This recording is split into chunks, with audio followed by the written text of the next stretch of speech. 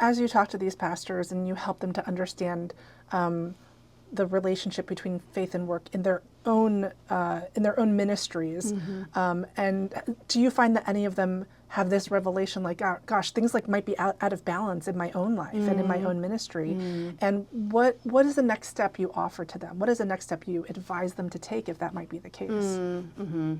Yeah, I mean, we use a framework, and we have it in the book, and we call it Heart Community World.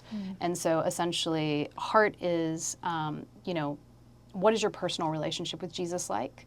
And then community is, how does your faith impact your relationships at work, your customers, your coworkers, your colleagues, your competitors?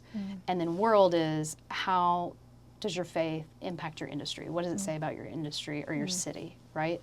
And so the heart piece, the personal relationship piece, has to be in a good place before there can be a movement outwards towards people in community, or even broader towards an industry, right? And so I think that I have found personally the sonship material to be really helpful for that, for thinking through, where are you getting your righteousness, right? And are you getting your righteousness from the Lord? Do you get your sense of being okay from the Lord, or do you get it from your church success, right? Are you, in balance and all of those things in terms of like taking care of your family, not idolizing your work, your church, or is it out of whack?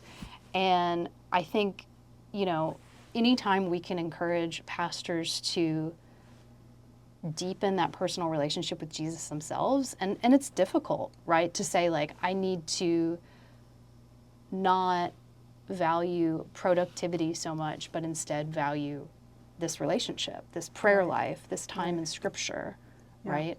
Not just to get a great sermon, but just for myself,